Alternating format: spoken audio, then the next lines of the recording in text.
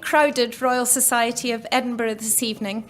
I'm Anne Glover. I'm the newly elected president of the Royal Society of Edinburgh, and I'm very pleased to have you all here.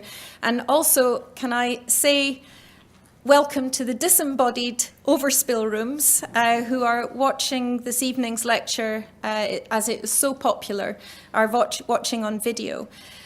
So it's my pleasure to make a short introduction before we get on to the main body of the evening, and to welcome you, if you've not been before, to Scotland's National Academy.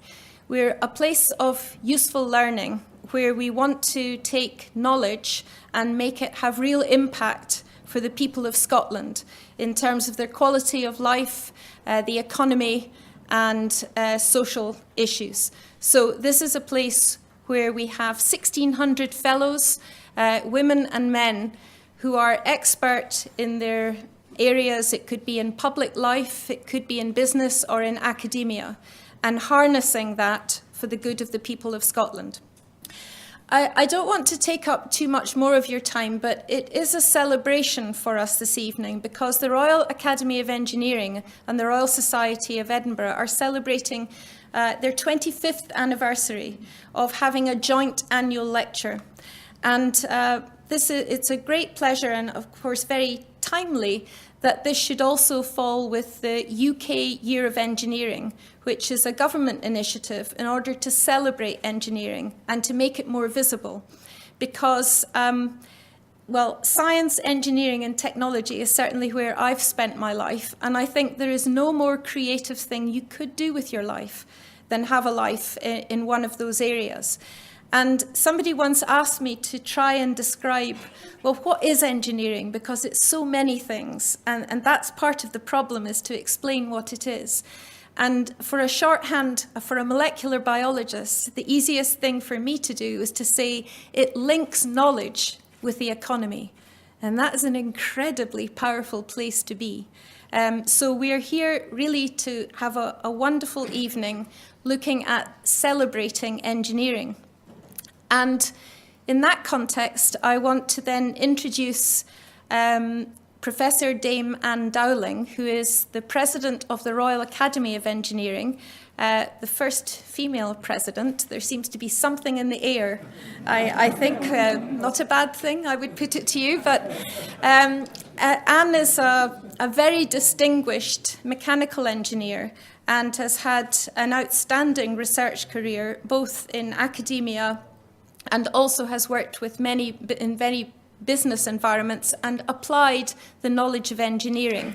And so her specialism is looking at noise, and noise, say, created through transport like road transport or air transport.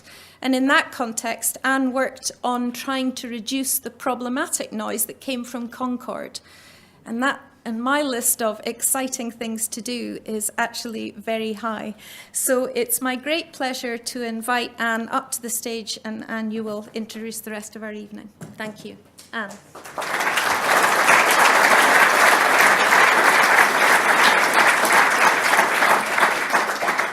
Well, Anne, thank you very much for that kind introduction.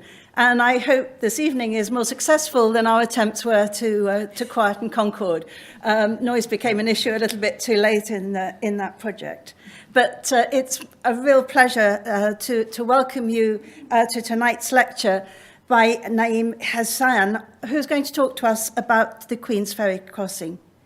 Naeem is Global Bridge Design Practice Leader at Arab, and, as you will know, led the design and delivery teams for the Queensferry Crossing. And I know that we're really looking forward to hearing his insights on this project. As the UK's tallest bridge, the Queensferry Crossing is already a local and indeed national icon, and the crossing represents a really significant advance in modern engineering and in technological innovation. It's improved transport capability across the Firth of Forth. At almost 2,700 metres, it's the longest three-tower cable-stayed bridge in the world. And using crossed cables in the middle of the bridge spans, That's a world first at this scale. The crossing really heralds a new generation of bridge building technology. Major projects like this clearly make a vital contribution to the economy, but their symbolism is often just as important. As the Deputy First Minister said in 2007 when announcing that the bridge would be built, this is the largest construction project in a generation in Scotland. The Queensferry Crossing has generated real interest and excitement, particularly among young people, providing a very practical example of engineering at its best. And this is really great to see in the UK-wide Year of Engineering and Scotland's ever first Year of Young People.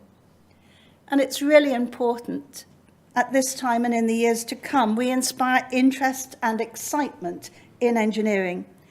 The UK as a whole faces a serious shortfall between the number of people with engineering skills that we currently train and the number that we actually need.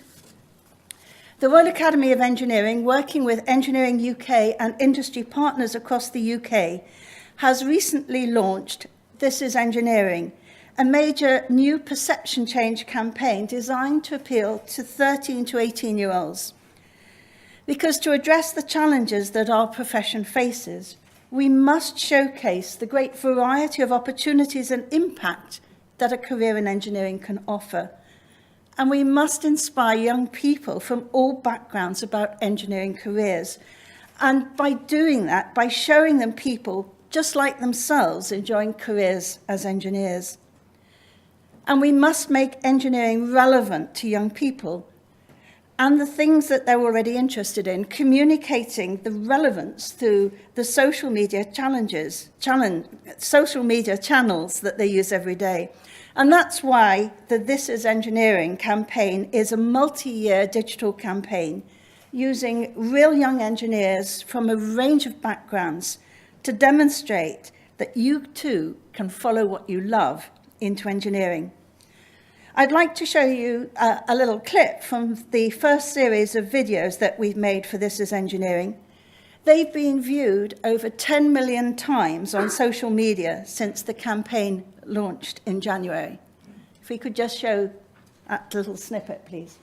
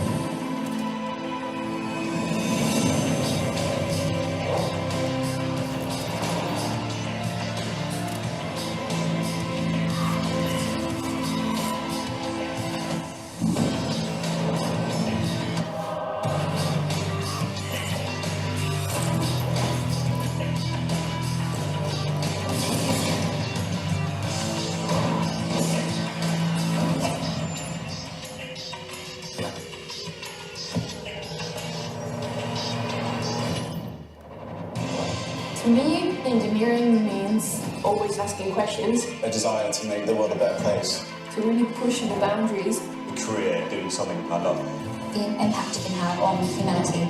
To me, engineering means magic. You can change the world.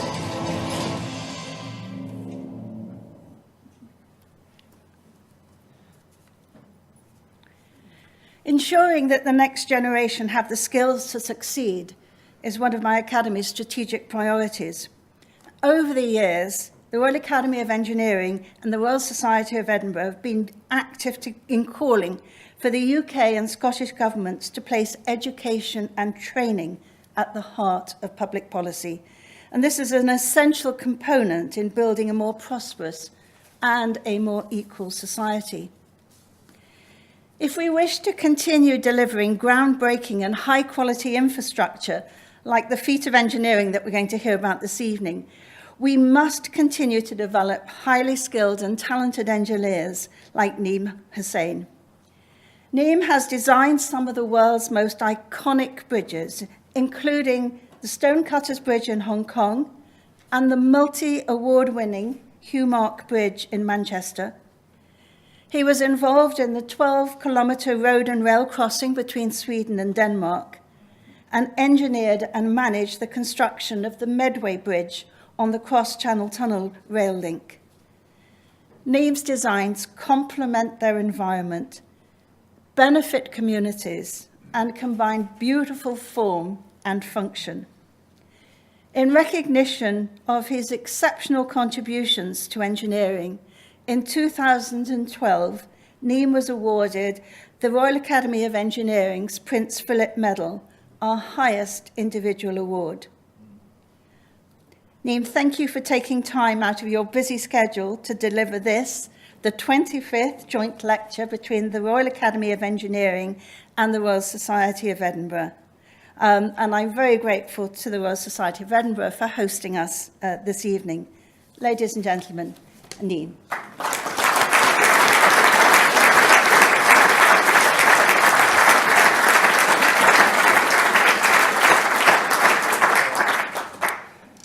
Thank you for those kind words from our two distinguished ladies. So go straight away into the talk. So what I'm actually going to focus is mainly on the design of the main bridge. And I just want to say right from the outset that this presentation is actually on behalf of the design team. And given the time limitations, it's not going to be possible to go into too much detail, but hopefully it will give you a flavor of the wide spectrum of the design. And many of the topics that I will mention, they could warrant a presentation on their own. And there are actually other major design-related issues of the whole project that I will not be able to cover. For example, the environmental enhancements, road connection to the north and south side, the intelligent transport system, which has improved the flow of traffic on both sides of the bridge, and then the sustainable use of materials and methodology.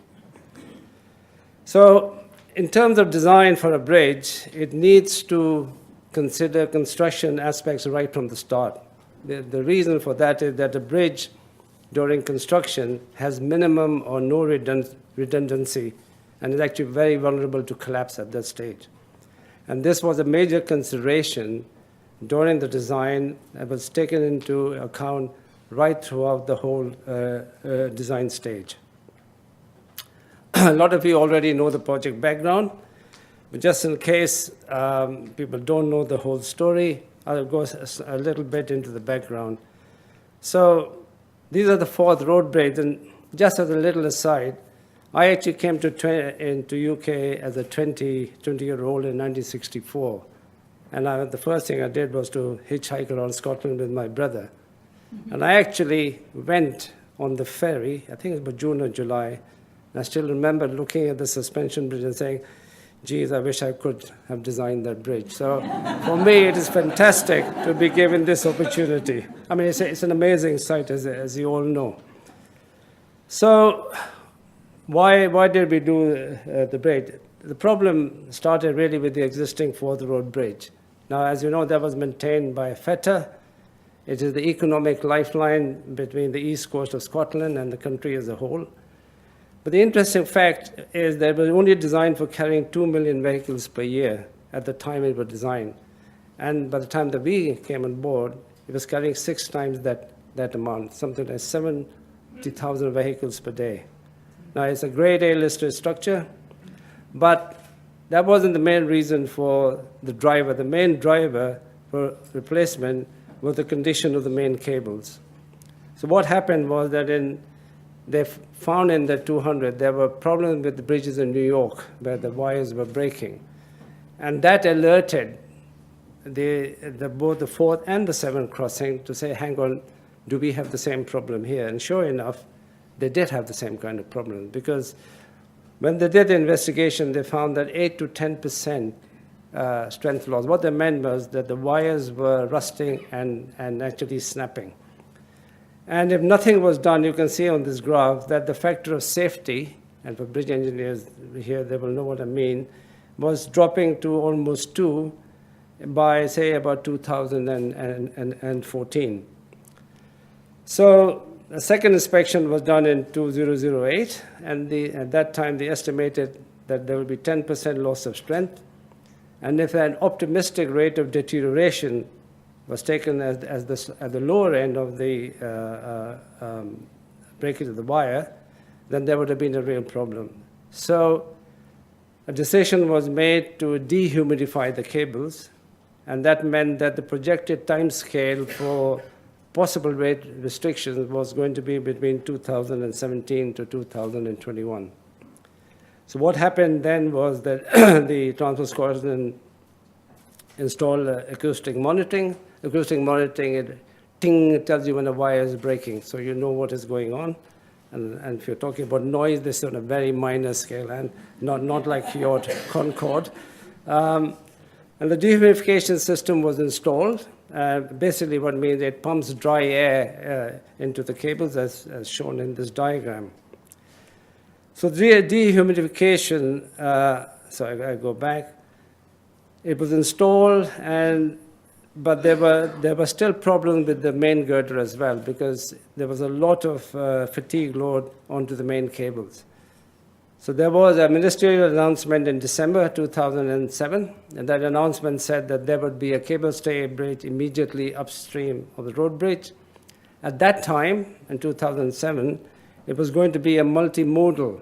In other words, there were going to be guided buses or light rail, extension of the Edinburgh LRT up to Forsyth. There's going to be a link to the M9 in the south, M90 in the north, and improved junction north and south to promote Fife and West Lothian development. So the project timetable, the cabinet decision to proceed was end 2007. I won't go through the whole lot, but the idea was that the construction at that time was supposed to be between 2011 to 2016, but it was recognized that it might go into another year, which is actually what actually happened. So, it just so happened that in Hong Kong, we were designing at that time what was going to be the world's first cable stay bridge with a span of over 1,000 meters. And I don't know where Duncan is sitting, but he actually alerted me about this bridge, said, "Naim, there's this bridge coming." I thought, oh, okay, thanks, Duncan. What do I do about it? He said, "Do something." All right, we said, right. And that actually was quite something, because if Duncan hadn't kind of prompted us. So we actually made presentations to Transport Scotland, and maybe, I just say maybe, that's one of the reasons why we got appointed. And the appointment was on the basis of a team composition, track record, and the price. So we teamed up with Jacobs Arab joint venture, Dissing and Whiteling, Paul Ove, and people here may know about him. He's done a lot of bridges. He was our architectural advisor. There was a Jacobs Arab core team, which was located with Transport Scotland delivery team. And the split of the work was that Jacobs did predominantly the approach roads and environmental issues, and Arab kind of concentrated on the main crossing. The project director was Alan Seawright of Jacobs, and the project manager was Mike Glover. So what was the brief? The brief was that, this is in January 2008, that it should be a cable stay bridge immediately west of the existing bridge. At that stage, it was going to be a dual two-lane highway. There were going to be shoulders, windshields, so that the bridge would never be closed. And important thing was there was going to be a multimodal corridor for high occupancy vehicles, guided buses, or possibly light rail. And that there would be, on top of that, there would be a shared path for pedestrians and cyclists. So it was a kind of trying to keep the Fourth Road Bridge on the new bridge, but enhancing it by putting LRT and making it a sort of multimodal. Now, the estimated cost at that stage was 3.2 billion to 4.2 billion, and was meant to be ready by, as I said, by end of 2016 to 2017. The principal people from the at that design stage, I'm not talking about the construction stage. The principal team members were John Huvison, who was the project director, Lawrence Sheckman, and Billy Minto. And I would like to just say over here that I believe, basically they were very open-minded, they were very receptive to ideas and suggestions, and frankly, to do a bridge like this, you need a visionary client to give you the support and the encouragement if you want to deliver a unique project. And I would say that without exaggeration, if it were not for them, and principally John Hubson, you may not have got this bridge. On the Arab team, or let's say the Arab part of the Jacobs Arab joint venture, the principal members were myself, the main crossing manager, and these are my colleagues who put in most of the work. Steve Kite, design manager, Matt Carter did the structures design lead, Paul Morrison on geotechnics, Richard Hornby on constructability, and the Stuart Hunter. You can see that it's not just a structure. There are many, many aspects that you have to do when you're designing a bridge. So where were we? We got appointed about January 2008. And when we were appointed, there were previous studies. And just to say, you can just see from this diagram, there were a lot of environmental issues. There were special protection areas for migratory and rare birds, wetlands of international importance, gardens, designated landscapes. All of these have to be taken into account when you're doing a design. So previous studies had looked at bridges, tunnels, barrages, road connections, environmental assessment, limited ground investigation, and then public feedback. And at that stage, they looked at like 5 different corridors that were being studied. And what actually came out was, this was what was given to us, which was the setting forth option. Now, interestingly enough, this bridge might, in the 1990s or 92, they were going to build a bridge. Now, had the bridge been built at that stage, it was almost invariably have been a suspension bridge that is shown in the top photograph. Reason for that is the biggest span of a cablestay bridge at that time was something like 450 meters, which was the Fraser River Bridge in Vancouver. A Normandy Bridge with a span of 856 had not yet been built. So you can see that the FRC study, kind of opted for a cablestay bridge as shown in your lower photograph. But they went for this, what I call a pyramid tower, very heavy. Now, I won't say anything, but you can make your own judgment as to how that would live with the other 2 lovely bridges that we have. But quite rightly, they put the center tower on Beamer Rock. Now, Beamer Rock, let's see if this thing works. Beamer Rock is up here, and it just so happened it's very conveniently placed. And it's a rock extrusion, and quite rightly, they actually put a tower there. So there are no issues with that. I mean, it was the right decision to do. But when you start a new project, you look at what are the key drivers for design. And the key drivers, for example, over here, that as Anne was pointing out before, is the world's longest spanning multi-span cablestay bridge, which is shown in that top illustration.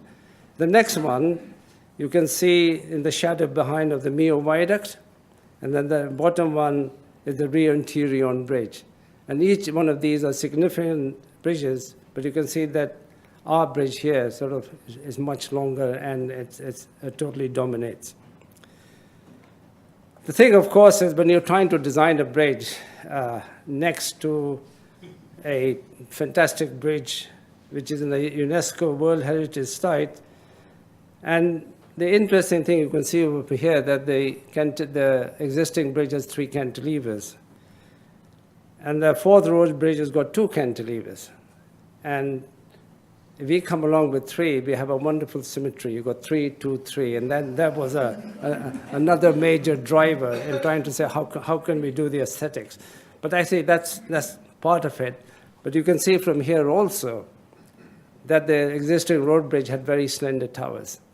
And one of our main aim right from the beginning is we want to build a bridge that will be sympathetic visually to the other two bridges and not dominate them. In other words, there will be good visual partners. But there are many other things like what happens when there's a ship out of control. And that can come and smash a bridge. So these are the sort of consideration. And this was one of the key drivers for the design of, and I'll explain a bit later. So now the question then becomes, when you have a three-tower bridge, there are certain, for engineers over here, they may find this quite interesting. Now we all know this is a famous photograph, right? It's on the quayside, and if you go down to Rocco Pier, you can see it. And you can see how this thing works. So you've got the tension, you've got the struts, and you can see the flow of forces. Just a little aside as to how a cable-stay bridge works.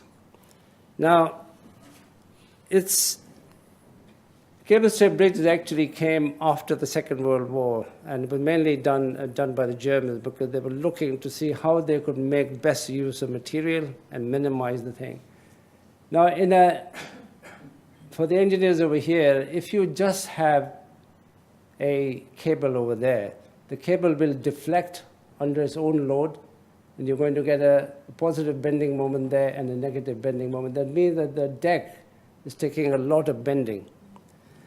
And the way a cable-stay bridge is done is that you can actually pre-stress these cables to completely take out the bending. That means there is no bending, and you're virtually stressing the wires so that it comes to the same profile. But that means that there's a massive compression you can see. So each cable has a compression. The compression builds up. So you have you can see from here that your NL is your compression. So the compression builds up, but you can virtually reduce the bending moment. And that's the primary reason why, when they first tried to do cable-stay bridges in like 120 years, 30 years, they couldn't make them work because they hadn't understood that you had to actually pre-stress it to get the profile.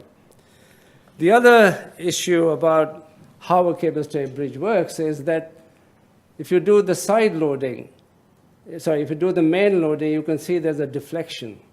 And the tower is leaning towards the main span, and that is being held from leaning by your back stays. So that's actually pulling it back.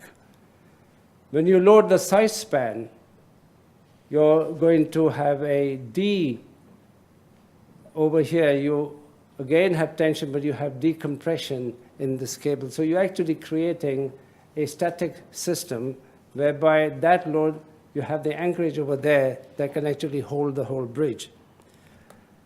But if you have a three-tower cable stay, and this is a parametric study saying that you had a two-tower cable stay bridge, three-tower cable stay bridge, same span, same loading, and you can see the difference. Here you have the backstays and the anchors to hold that from going down. Here you don't, because this is very flexible. It bends over. You get a massive upward deflection, and you get decompression in these cables. And that meant that how do you deal with that? Now, there are a number of classical solutions. One solution is to put an anchor pier there. You can connect the top of the tower so that if one tries to lean, it's actually putting the force against the other. You can actually cross from the top of the tower down to the intersection over there, because if this thing is trying to bend over, it'll be held by that. Or you do cross cables. And I have to say, this is not our idea. The idea was actually first mooted by a PhD student of Professor Niels Gimsing from the Technical University of Denmark. So we take no credit for this. So the idea was there. The question was, could we use it for this bridge? Now you can see where the inspiration for the Fetter Crossing came from, because you can see this pyramid tower over here. This is the Re-Interion Bridge, the 540-meter span, but they had a particular reason for doing that. This is in very deep water, high seismic zone, And basically, in a seismic, there is a kind of what we call structural fuse. It is sitting on a stone mat with piles, and in a earth seismic, the tower can move. That means each one is actually a cantilever balanced by itself, just like the railway bridge. There's a movement joint over there. So there was a reason for doing it, but there was no reason to do it at this location. We don't have the seismicity. We didn't need to do it. The other way is to, as I shared to you, is to connect from the top to down there. Now that has been done for the Ting Kau Bridge in Hong Kong. Now I was actually helping Cambrian Bernard, the contractor for this, and I suggested to him at that stage about the cross cables. He said, "No, I'm sorry, it's a step too far. Nobody will accept it." I'm glad he didn't accept it because now we are the first guys to do it. So maybe there was a benefit in that.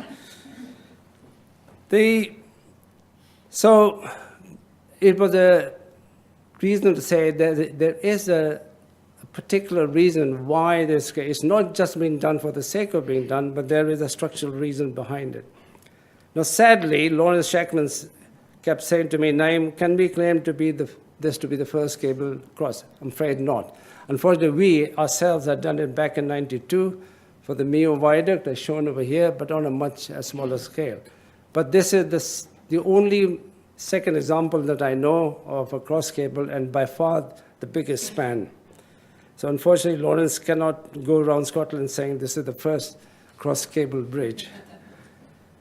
So we did some parametric studies. We looked at crossing the number of cables up to 33% of the span. And each time you put a cross cable, you had to heighten the tower, which somebody has claimed over here, and I wish they would not do it, is to say that this is the tallest tower in UK. Actually, we were trying to keep the tower short.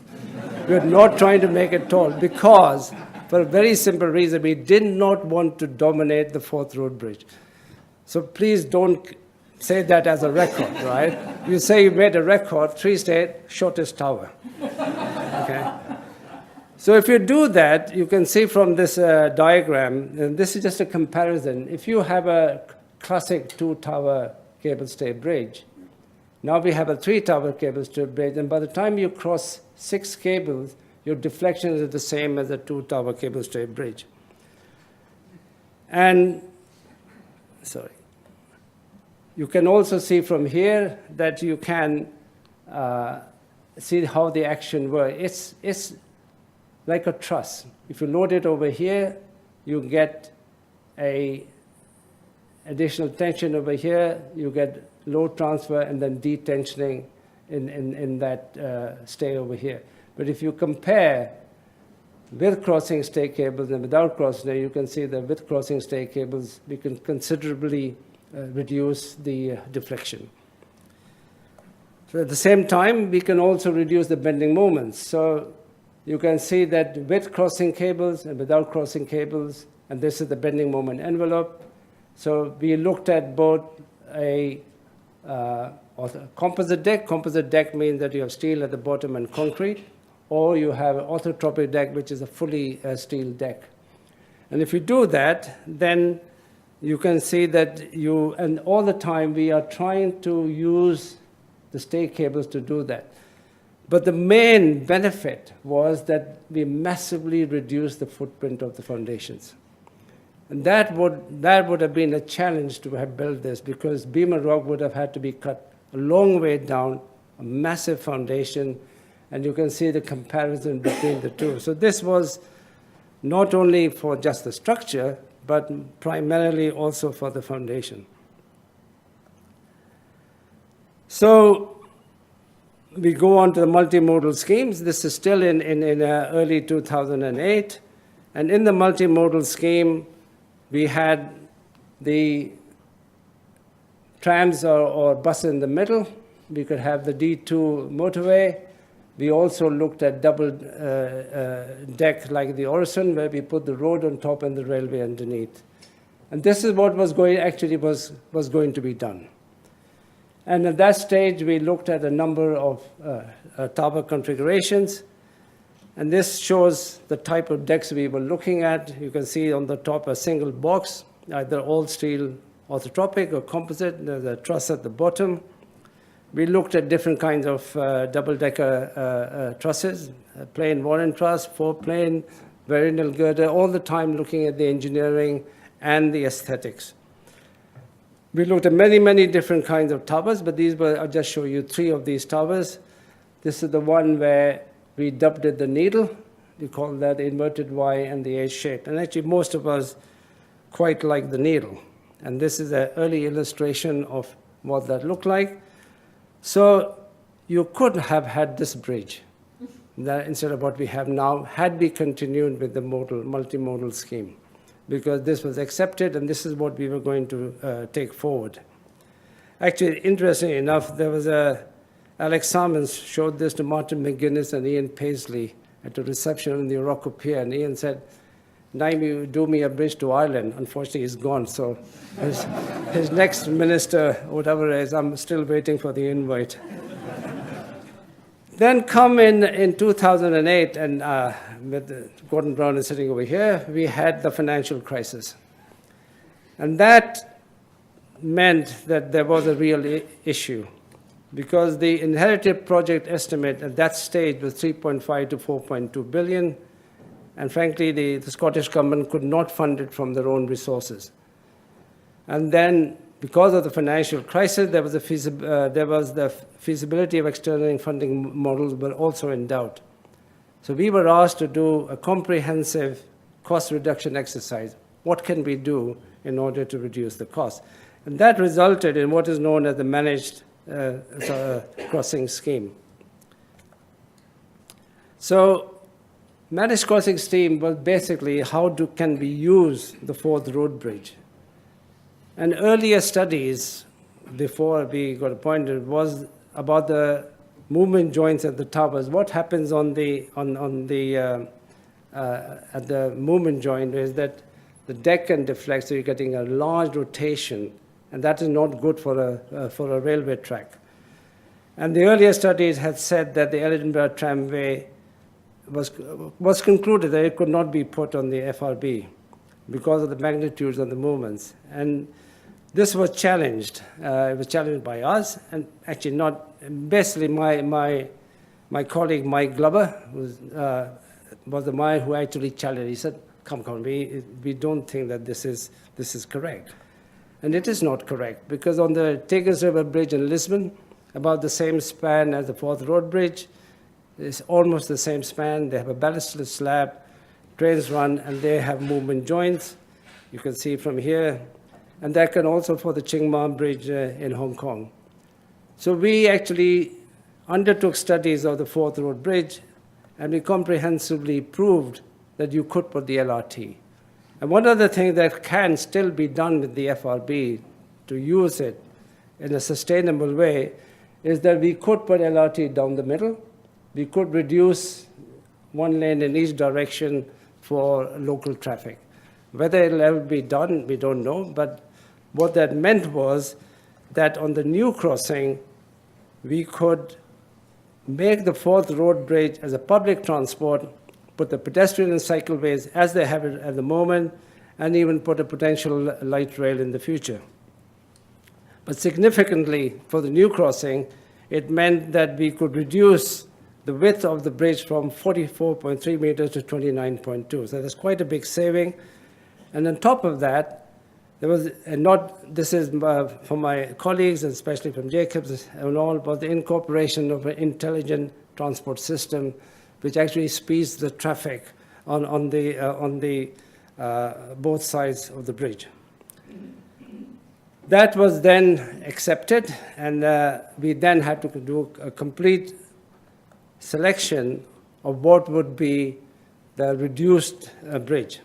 That meant that we are looking at the functional cross-section, what is the bridge required to carry, what kind of deck, tower form, again is coming down to aesthetics, construction material, and foundations. And in broad terms, the key assessment criteria was primarily cost, program, we want to bring it in within 2017, operation maintenance, we don't have the same problems as the FRB, road bridge, health and safety during construction, and I put down aesthetics.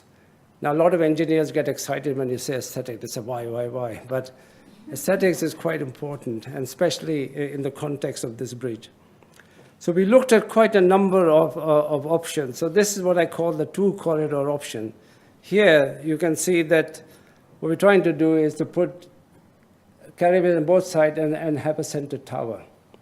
And that could be a one complete deck or two split decks. And it can be orthotropic or it can be composite. You can then, with a center tower, you can also have a ladder deck. A ladder deck means you have two edge girders, which can either be box beams or plate girders. Actually now, with the problems of terrorist attacks, this is frowned upon. Because if this gets demolished due to the bomb, the whole bridge can fail. So now if you're doing a ladder deck, it has to be a box beam. But if somebody does drop incendiary device, only one web can be destroyed. In fact, actually, we are doing a bridge right now in Los Angeles, the Gerald Desmond, and only after we won the design competition that we were told, sorry, you can't use plate girders, you have to go to a box. So security is becoming quite an aspect, and of actually, it's a little aside, but that was one of the options that we looked at. Now you can see what we're trying to do. If I go back over here, you have a center tower, then you can have a whole box, but you have the two legs of the towers on either side. That means it's actually straddling the deck. You can also do that with the ladder beam decks, box beams. And what that means is that when you combine the whole thing, you can have a combination of tower shapes and deck types. And interestingly enough, the mono tower can deal with any deck type, but it will have to have two corridors. That means two carriageways on either side of the tower.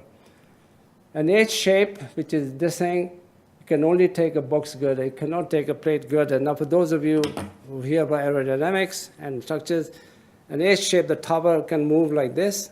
A plate girder can move like that. And you can get coupling of modes between them, and you get instability. And therefore, you cannot, that will not work with an H-shaped tower. You can have a diamond or an A-frame, and that can work with any deck type, but you would have to have a single corridor. That means both the lanes are next to each other. So we looked at all these. We then also did the visual part. So this is what a diamond tower in relation to the other two bridges would have been.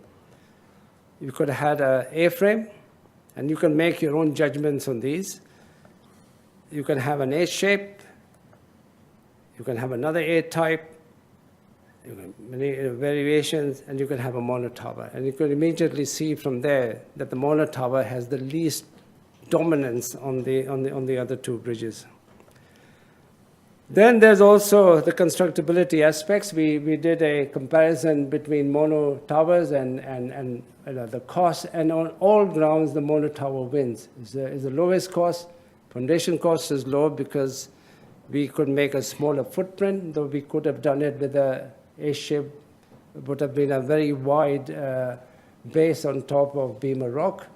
Diamond and A-frame would again have been much wider. It can be combined with any deck. You can see also in terms of the duration that the diamond is the longest because it has to kink twice. And my construction friends here David knows what that means. That could easily add another 6 months to the construction program. Then we also, of course, it's not only the main bridge, we have quite long approaches. So we looked again, what could be the approach wider. So we could have a two corridor, that means a solution where we have the tower in the middle for the main span, or where we have in the main span tower straddling, then these two could come together. Again, we could have concrete or composite, concrete or composite. We also looked at plate girders, which you can see even on the existing Fourth Road Bridge. These would be the cheapest, but our client quite agreed with us that aesthetically it would not be very pleasing, especially if the main bridge was a box. We don't really want a plate girder. And so that was accepted. Then these are, again, doing a visual comparisons. You can see an aerial view. These are all sort of graphics done before the bridge, just the actual studies. So that's a diamond, that's an A-frame, that's another A-frame. Then again, you can see immediately from here that the monopole fits in quite well. Of course, it's not only the engineering, then what are the cost estimates? Very, very broad generalizations. Foundations are usually, for this kind of bridge, are like 30%. Towers and piers, about 10 to 15%, deck 30 to 40, and stay cable 5 to 10. So again, we're looking at permutation. How can we reduce the cost? So the scheme assessment was done on cost comparison program, like complexity of forming the towers, health and safety. A closed cell box is safer to work. If you had a ladder deck where people are outside, and you could have accidents and sort of fatalities, so that is quite important. And then, of course, there's the aesthetics, as we said, appropriate for the setting, and we were also saying unique and instantly recognizable. I won't go into the whole table. Is to say there was a comparison between different kinds of towers. We are looking at the relative cost, the aerodynamic risk, functionality, operation, et cetera, right? But on all counts, it wins except on the aerodynamics. If it was a diamond, or we had an orthotropic twin, it was only on that kind that it wasn't the number one. But on every other count, it was the most optimum solution. So the chosen scheme, and this I'm still talking at the early design stage, before the final construction design, was that it would be a cablestay bridge, mono tower with a single box girder. The reason for that, it will be economic and low risk solution, easy to operate and maintain, most favorable aesthetics, and then to develop solution with the view to offering an open material choice. And the same thing also for the approach viaduct. What I mean by open choice is that when we worked out the cost of an orthotropic deck or a composite deck, and then a solution for the approach viaducts, we found that actually there was not much in it between the prices. So we decided that the contractor would have an open choice as to which solution he would actually go for. And then, having done all that, there were consultations with the interested parties, and this was the artist's impression that became the thing that went out for sort of discussions. Presentations were made, and presentations were also made to Architecture and Design Scotland, who were actually quite in favor of the mono tower. In fact, one of the things they said to Transport Scotland, please ensure that in your design and build contract that you would respect the design intent of the specimen design. I'll quickly run through this for the sake of engineers. So the design criteria, it was based on Eurocodes. There were certain, what I call, pushing back of boundaries. The objectives of the design criteria were this is the first major bridge in the UK built to Eurocodes, where we were transiting from British standards to Eurocodes, though we had done it before for the Sweden to Denmark crossing. So the objectives was basically to protect the capital investment, investigate technical aspects of the design codes, and they establish the design criteria. That means by the time we go to tender, the contractors have a design criteria that they can work to. We then looked at the optimization of the resources, but I mean to enhance the life cycle time and to then refine the design. So we just take off any unnecessary conservatism from the design so that we get an economic solution.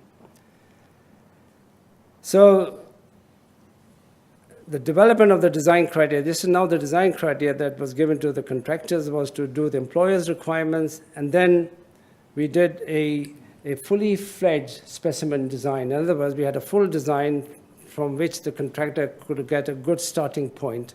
And so from the specimen, so they have a structure design statement and they can do the detailed design. They also have a specimen design that they can refer to. And the specimen design was done quite comprehensively. So the Eurocodes, this was the first edition were being published during the design development. They became mandatory in March 2010. We did a thorough review. And we also then found that when we were doing the specimen design, there were actually errors in the Eurocode, quite a few errors. So we raised it with the court, and the good thing, and I have to take my hats off the court committee, they said, yes, we expected that there would be errors. And we expect people, when they're doing the design, and that's quite important when we change from one code to another, you need to have experience to know this answer cannot be correct. And therefore, you can go back. So there was on-the-job review, and to their credit, the Eurocode was changed. So, but it's an amazing bit of, I don't know if you have a word, it's not like one little document. You've got a plethora of documents you have to interrelate. So guys, have fun in future. It's going to be even more complicated. It's funny, you know, as you get more and more, you get more and more complication, but the end result is actually not that different. So you know, there's always always an argument about that. I talk about pushing back boundaries, so as we said, unique. And like all of us, we all want to have a world record. Now, it's not easy to have world records, but you always try and say, okay, what can I say is a world record? Well, it's the world's longest spanning multi-span membrane. We already told you that. It's the world's longest torsion span. That means the torque it can take. A bit dubious. World's longest composite span, which is actually quite true. And all that went into the detailed investigation and then doing a simple design criteria. So, as I said, the world's longest spanning multi-span cable-stay bridge, but then it has its own issues. You've got aerodynamics, you've got navigation clearance, the motorist perception of actual deflection taking place. You also have the issue of the tower being the deflection, and if it deflects too much, people say, well, what's going on to the bridge? So there's a limitation. So we made a span of 175, again, for the engineers over here, under the characteristic variable loading at the serviceability limit state. We looked at their deflection criteria, torsion span. So at that time, the longest was in Japan, the Surumi Tsubasa Bridge. That was 510, so we went to 650. And then again, because you have a central array of cables, you can imagine if the load is on one side of the box, the whole thing will twist. And if you have, in the unforeseen condition, where only one side of the bridge is loaded, the whole bridge will go like this. And the question was, you don't want the motorists to think that something is going wrong. So you have to make sure that you have a maximum change in crossfall, which is 4.5%.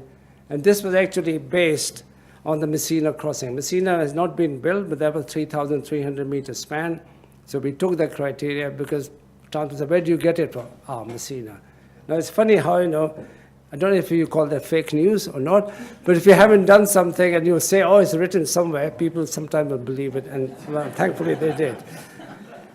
I'm just joking, but the longest composite span, again, at that time was the Qingdao Bridge, just north of Hong Kong.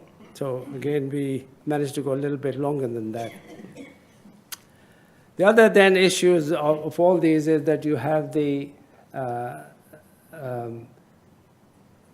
okay, I mean, this is getting a bit too technical, but basically under torsion, we demonstrated that you can, for the engineers over here, that the cracked and shear of the principal stress would not exceed the concrete tensile strength.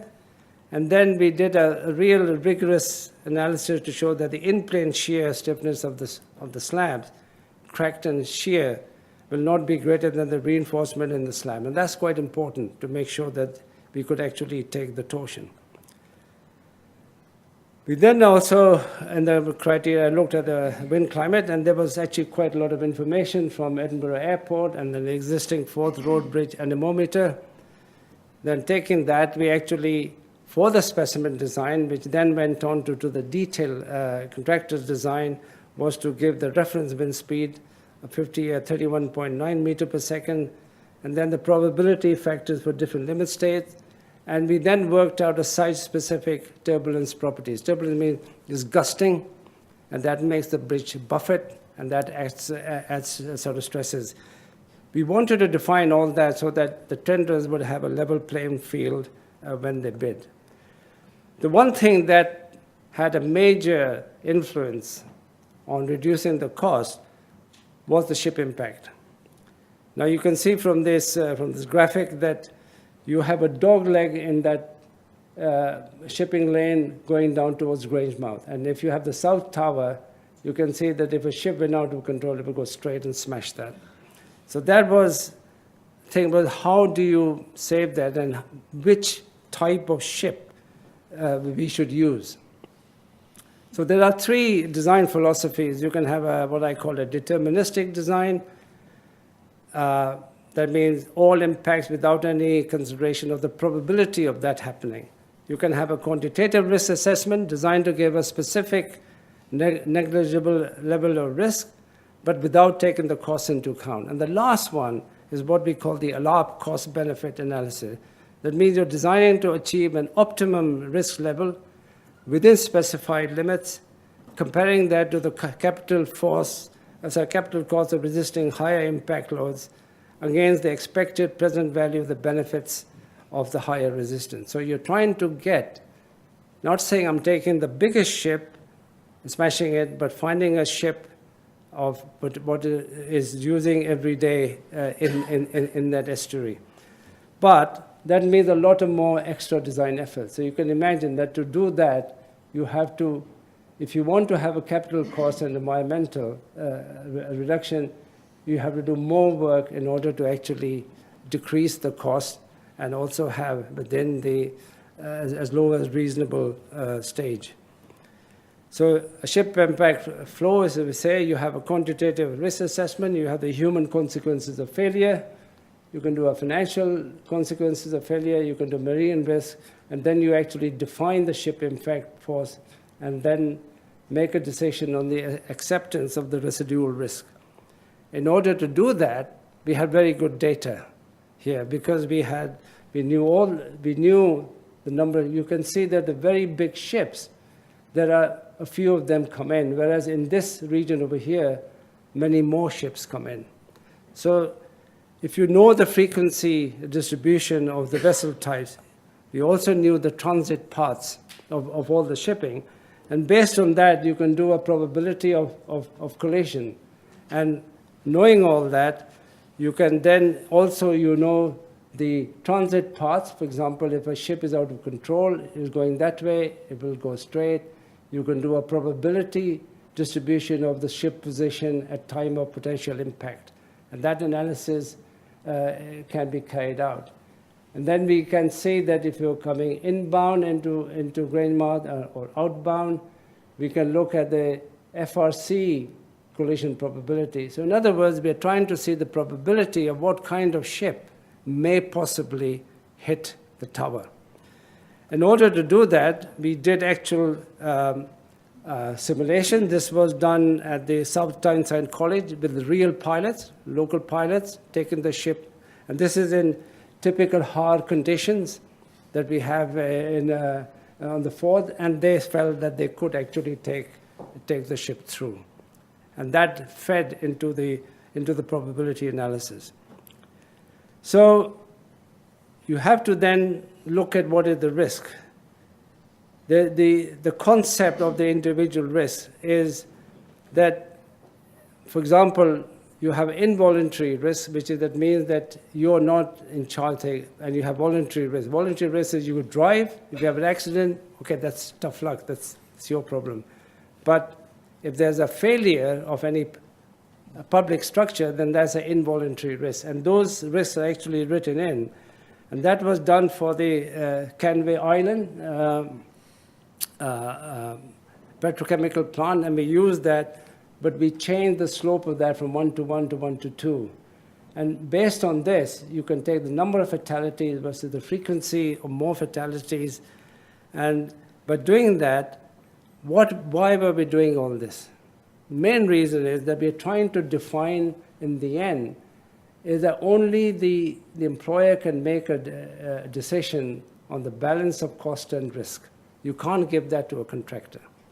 So we were saying, if you do all that, you can make the criteria by the client. You can avoid conflicts of interest for a contractor between cost and ship impact. There was sufficient time for us as the client's engineer to go into a lot of detail and make an engineering judgment, and then do all that and actually come up with a load for impact that both tenders could use. That has actually reduced the cost of something like 120 million pounds for the reduction by going down this route, instead of taking the biggest ship at the biggest possible speed and just hitting the tower. But that would have been an over-design. The other things like fire engineering, there's hazardous cargo in the Firth of Forth. You can see on the left-hand side, if you have a vessel fire, you can also have a fire on top of the bridge. So this was actually taken into account. So it said there's a pool fire under the bridge, and that was studied to see whether the bridge would be okay. And out of that came the design criteria. You can have a fire on the bridge. Now, in the unforeseen case where we took a 100 megawatt tanker, we can actually allow 4 of the cables to be totally destroyed and up to 12 other cables with reduced, because when the thing heats up, it relaxes, the deck will deflect, but it will not collapse. So that means that we want to make sure that the investment that has gone into the bridge can actually deal with these kind of fires. Of course, geotechnics and foundations, and a lot of marine investigation was done, and someone raised it earlier. It's a very complex geological profile across the bridge. This area has had about 200 to 260 million years ago, this was an intensive volcanic activity, and that has actually changed the profile of the rock. So we use submerged piles, as shown over here. And the reason for actually doing all that was to come up with a foundation design. And we deliberately kept the foundation below the water level so that visually and aesthetically it would look as if the tower is just springing out of the water. And that was an aesthetic consideration, but there was a price to pay. Durability and maintenance. Many old bridges don't have any facility for storage. So these abutments were designed so that we could actually store material inside. There's even a little office on one of these where the workers can actually have a cup of tea or something. And modern bridges are like houses. They're not like the old just structures only. We have a lot of facilities to go in. This was never done. We had a lot of discussions with Barry Colford, who was managing the Forth Road Bridge, and from his requirements came out the requirements for the abutment. And these are just views. Then on the concrete, cores were taken from the existing road bridge to see how the concrete had performed, and that was then sort of written into the specification. And we are actually knowing what had happened on the Forth Road Bridge. The interior of the deck is dehumidified. Also, the towers are dehumidified. And the cable anchorages are all within the box and not external, so that they always have a controlled atmosphere there, low humidity, and that would actually give a much longer life to the bridge. We have inspection gantry. We even have a little shuttle inside the bridge. You can go from one end to the other. Workers can go inside the shuttle and go at speed, so they are in that, and they can also deal with emergency situations. So these are what we specified. What has actually been used are these inspection gantries. The idea is you can see every part of the bridge within touching distance to see what is the state. There is a inspection thing also for the approach viaducts. And for those who experienced the road bridge closed down for about 2 or 3 weeks, if you remember, we had the failure. That kind of thing one can be avoided if we have some kind of comprehensive structural health monitoring system. This bridge is going to be instrumented so that you can see what is happening to the bridge. It's like saying, I take the temperature, and if the temperature is going up, something needs to be done. And it's only a monitoring system.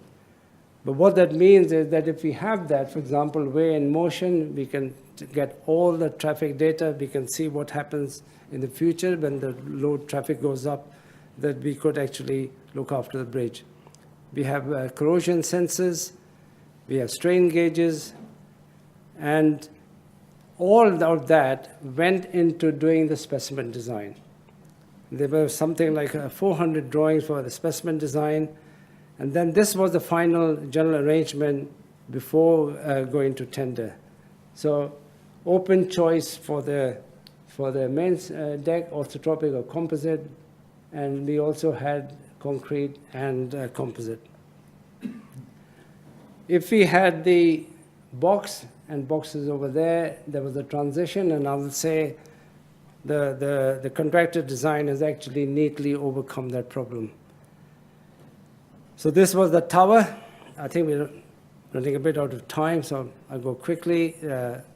The overlapping cables, we defined all this before going to tender, define the kind of decks, what kind of material to use, again, all part of the specimen design. piers, we eventually introduced a tie over there because it was getting too expensive not to have the tie. Again, that became sort of mandatory. We did wind engineering to make sure that the bridge was aeroelastically stable, because you're going to get instability. It's like a wing of a plane almost. And the one thing that actually came out is that if you look at the bridge, you will see that in the corners of the tower there are little cutouts. And people have asked me, is that an aesthetic reason? It had nothing to do with aesthetics. It's difficult to build those, but we had a galloping effect. Galloping means if there's a wind coming like that, you get motor seals coming off and the tower starts to shake. And by just putting a little cutout in the corners in the wind tunnel, we found that phenomena disappeared. So it's an engineering reason. Fortunately, it also gives you quite nice aesthetics. So wind tunnel tests. We then did wind tunnel tests on the windshields to make sure that the double-decker decks would not go over. There is you may say, why this has got a king? There's a very particular reason. As you know, for whatever reason, bridges are attractive to people who want to say bye-bye to our lovely world. And that's happened on the FRB. But by kinking it, we just said it would be very difficult for them to climb up. There's sufficient time in the CCTV, all the time for a good Samaritan to come and stop them from committing or jumping over the side of the bridge. So there's a particular reason for that, and yet at the same time, it gives us we made it clear so that you can actually look at the surrounding as you're driving across the bridge.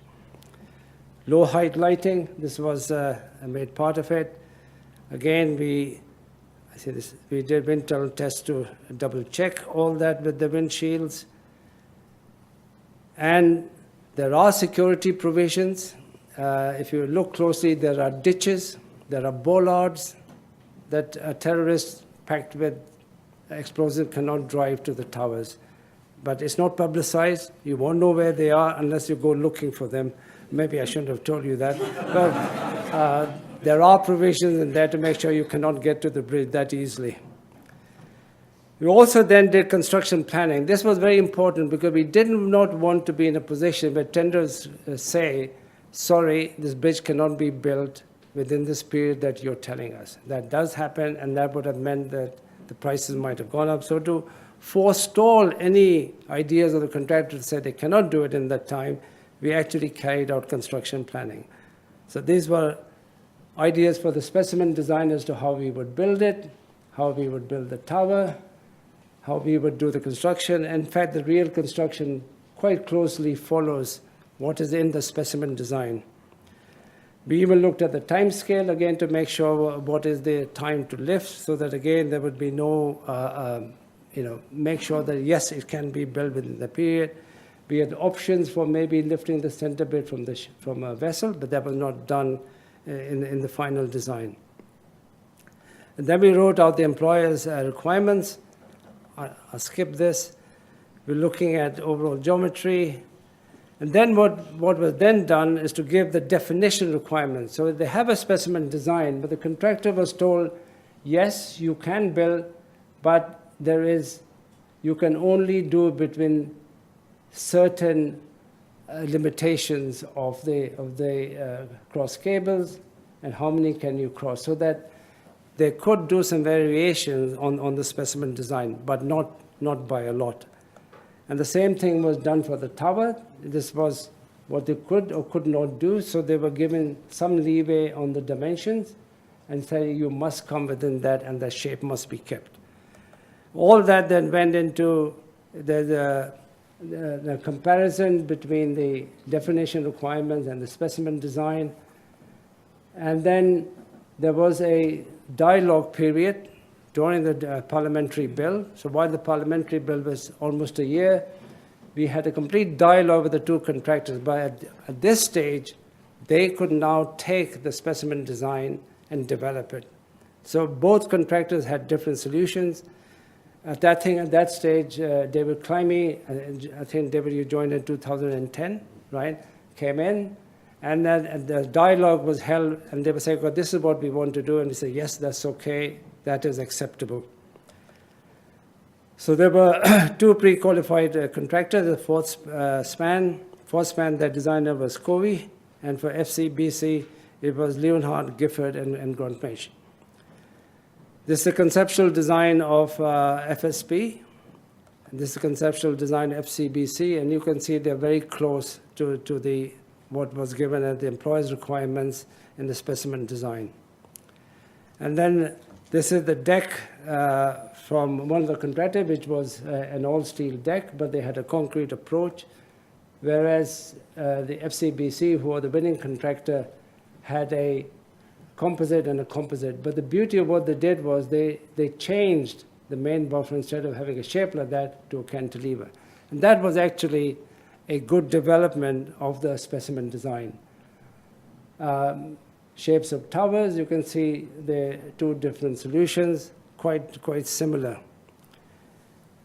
And then the anchorages, FSP used, this is about the specimen design, but again, the winning contractor did a very good development where they used the main box as the formwork for the concrete. That again was a good development of the specimen design. But the biggest thing that the bridge that's been built now is actually in the foundation. We foresaw that they might not use piles, but somebody would do caissons. And that was the major way, I think, one of the main changes. So the contract then was awarded to FCBC in April 2011. And then the team behind the principal contract is the client's advisor is ourselves, Jacobs Arab, contractor with Martin sitting with there for the contractor, and then the contractor's designer, which is Ramboll, Grantmesh, Leonhardt, then did the final design of the bridge. And as I said, this was the solution. And you can see in the specimen design, we had this awkward detail of the main box transiting. But in the design that you see now, that is with the same cantilever, they very neatly avoided that. So it's a beautiful edge that you see as a development of the specimen design. A slight change in the central tower foundation. It was the same. The main difference is actually was in the caisson construction. So the caissons, the old railway bridge also has caissons. Okay, 5 minutes. Okay. And that was used. I go to the construction, and just to say the principal players during construction was David Climie sitting in front, who was the project director, Michael Martin, who was I like that photo of yours, Martin. I slightly photoshopped it to make you look a bit more light tan, right? So this is the overview of I asked him for a photograph. He sends me then he sends me photographs from New Zealand having a holiday, which I couldn't use. cap on, T-shirt. I said, no, sorry, can't use it. This is the start of construction with beamer rock being exploded. Delivery of the first bit. Actually, this bit should really be spoken to by David and Michael. Okay, some construction, total height. Okay, we say 210 meter. The decks were made in Shanghai. This is the mock-up. It came from Shanghai to Forsyth, and this is the unloading. And then I think I'll skip that. The construction photo going on. That's the deck erection. I think a lot of you have seen this during the construction phase. It's July 2016. And then another dubious world record. That's the longest, biggest, but it's true. I know it's true. I was waiting. I thought you were sleeping, so you got up. Because you were nodding, right? So you weren't quite asleep. Okay. It was the longest cantilever by itself, which was another Guinness record. Approach wider, girder launching. So what are the conclusions? At the end, what are we talking about? We're talking about value for money. When we started, the budget was between 4.22 to 3.25. By the time we came to the scheme design, the cost was down to 2.35 to 1.73. At the construction stage, it came down to 1.47. Now, the final outturn cost, and probably I'm in slightly dodgy grounds here because I don't know the final figures, but I think it's somewhere between 1.33 and 1.35 is the final outturn cost. So there is almost a 65% reduction from where we were to where we are now. And what that meant is that we have a price certainty, a value for money, as I said, a fixed price design build contract, which I think is a very good way of doing it. You have a specimen design and then you go out to construction. It's the right design. And that's what you see. But the thing that what we really as designers want is appreciation from the client. And this is the word that John Howison used. He said, together you have harnessed your thoughts, ingenuity, and hard work into creating a scheme which addresses the challenges to provide Scottish ministers with an affordable, effective, and almost universally popular project. And I would say that this aptly applies to Transport Scotland, to David Climie, Michael Martin, and all those involved in the construction phase. I mean, to me, it was a privilege to work on this day, and thank you for listening.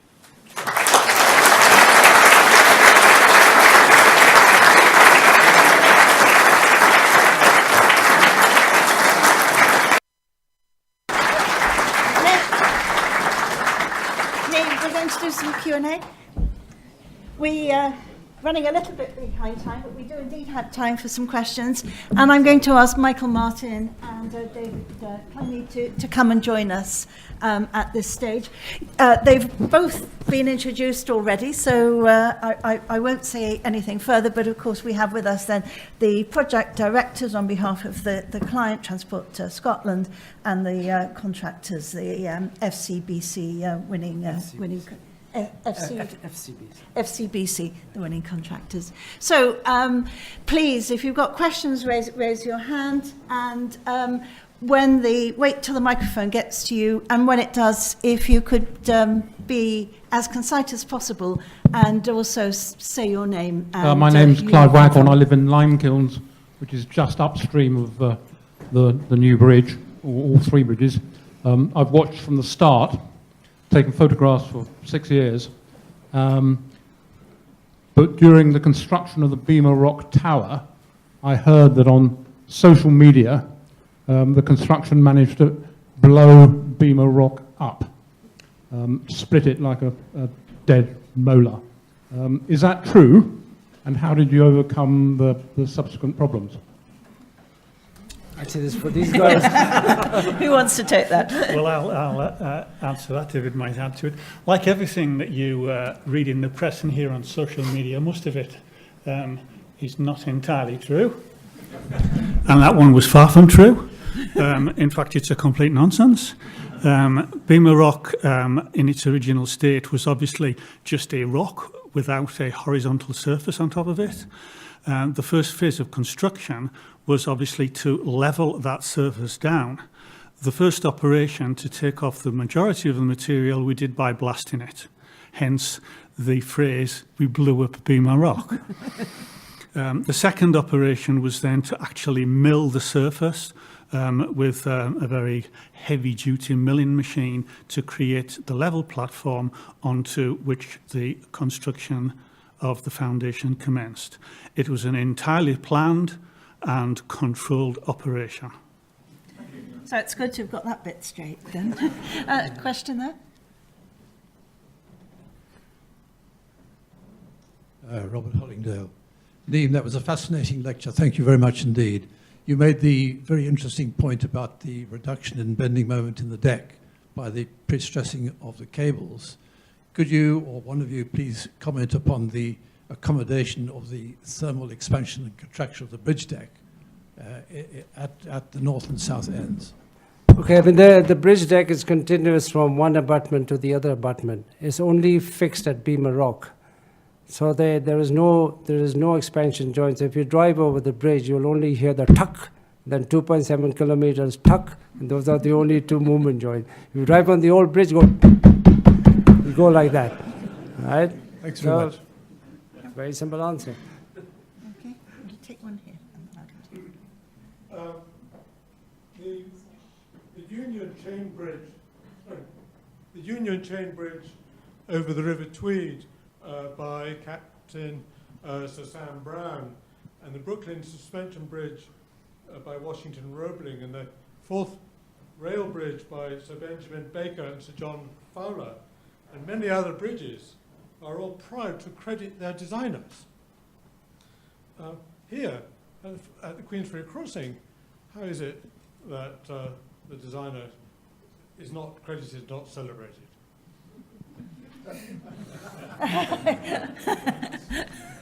Transport. David, shall we answer that jointly? No, I mean, the thing is, perhaps Martin or David should answer this one, right? Perhaps the answer is it's early days yet. But shall I? I'll take that one. Right. Yeah. Okay. No, I think you raise a very valid point. But I think also we have to realise that in this day and age, it doesn't come down to one individual. I think Naeem was very generous in his praise of the team that was involved, and it was an enormous team that was involved. Certainly Naeem came up with the concept, but the number of people who have been involved in the development of the design and actually arriving at the final design of the structure that we see today is a very large number of people. And I think, therefore, it's very valid to document the companies that have been involved, but I think to try to narrow it down to just one individual who's responsible for everything involved in such a fantastic structure is a very difficult thing to do in today's day and age. Was it not the same before? But perhaps yes, but these things develop over a number of years, and that's who knows, in 50 years' time, perhaps people will be talking about Naeem Hussain as the man who designed the Queensferry Crossing. I think we shouldn't underestimate how, to inspire youngsters and the general population, actually being able to identify heroes is an important element of communicating what engineering is about as well. A question here in the middle. You mentioned that the increase in traffic on the older bridge was a factor in deciding to have a new bridge. Does the new bridge have a specified amount of traffic, and does it have a design life? What does the future hold in that respect? Okay, I mean, if you look at the new bridge, it has a hard shoulder.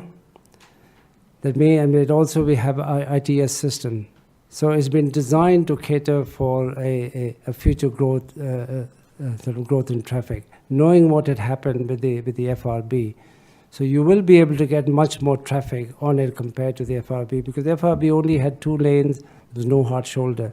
And if a vehicle broke down, you had a real backup of traffic, and you simply only had 1 lane. Now we have a hard shoulder, so if we have a breakdown, they can go to one side. So it's a vast improvement from what we had before. But frankly, things are going to change. We cannot keep on building more and more roads and more wider things.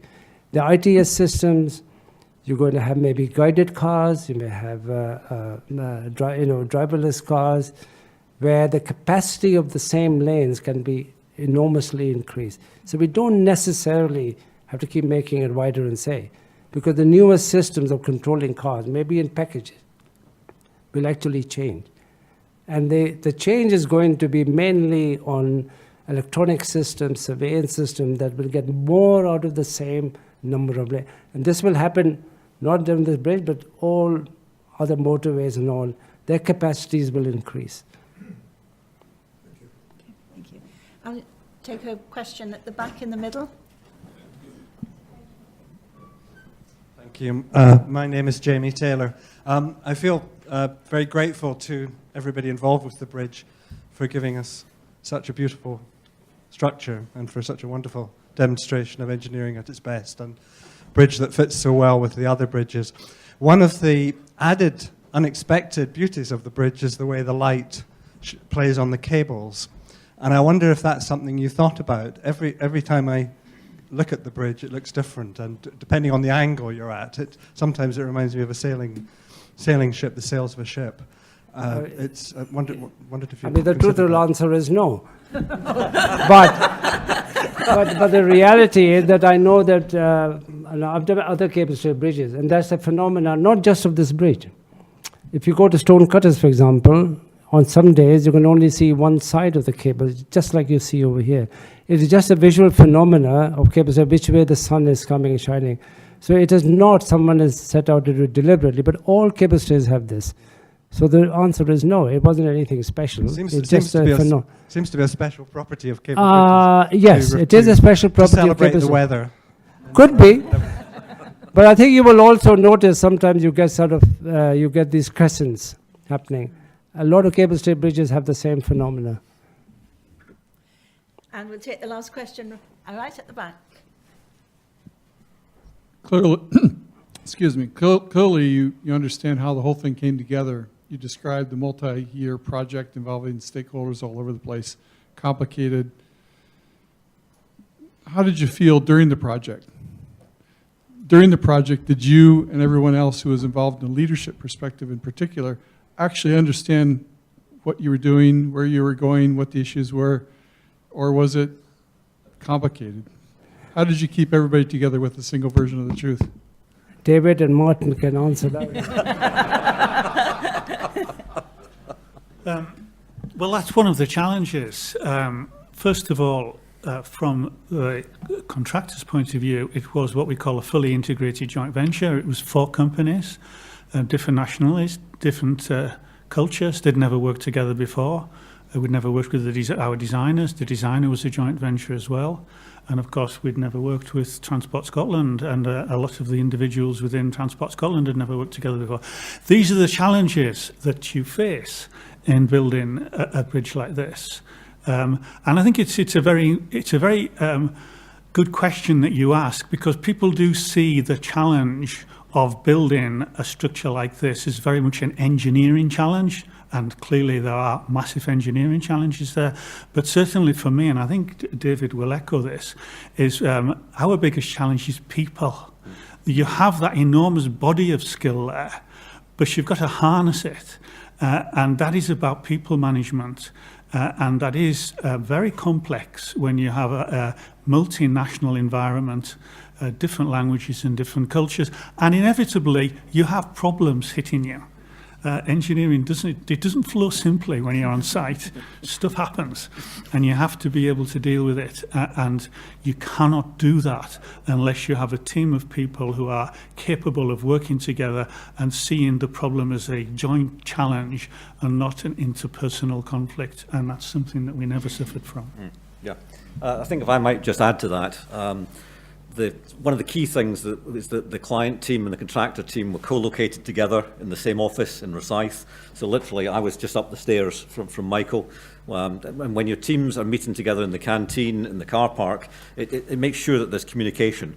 And what we did a lot of work in at the very start was going through team building exercises to bring together the client team, the contractor team, because we had 11 different companies coming together. About 31 different nationalities worked on the job. Over the duration of the construction, we had over 15,000 different people who actually worked on the site during that period of time. And I think Michael and I, we talked regularly, and what we think was great about the organisation was it didn't come to pieces when there were challenges to be addressed. That's when you really find out if you've got a strong team or not, when you come up against issues and things go wrong. And what we found was because we built a strong foundation to put the two teams together, that they stayed together right the way through the whole project and didn't come to pieces when things were more challenging. Well, thank you very much, and thank you for joining the Q&A session. I'd like to invite Anne Glover to give the vote of thanks. We're going to stay. Damon, thank you very much indeed. I think we've been treated to an amazing insight into a huge engineering project. It was both inspirational and exciting. And I was sort of reflecting and thinking, why on earth did I become a molecular engineer when I could have done something like that? The other thing, and it was reflected in that very last question, is the teamwork, the collaboration amongst everyone, including the client, as well as, obviously the contractors, the local community, the consultation that was done. It was quite breathtaking. And Naeem, I thank you very much indeed for giving us an insight into that world. You really got an appreciation for the thinking and how something was delivered. And David and Michael, also thank you very much indeed for coming and joining in and answering the questions. I want to thank you also, Anne, for being here and introducing the evening and hosting the questions. Another thank you to all of you who've come this evening. This has been an absolute sellout, not only in the room, but in the adjacent room. I should say that this lecture has been audio recorded, and so you will find it by going to the RSE website in about a couple of weeks, and you can relive some of the excitement that we have experienced this evening. You will also have noticed that there has been a photographer in the room. If you are not content that your photograph is used, as it may be on the website, please just mention to a member of staff on leaving, and we'll make sure that it is not. I should remind you that there's a drinks reception upstairs where there's also an exhibition. You're very welcome to go up there and to continue discussion about this evening's lecture.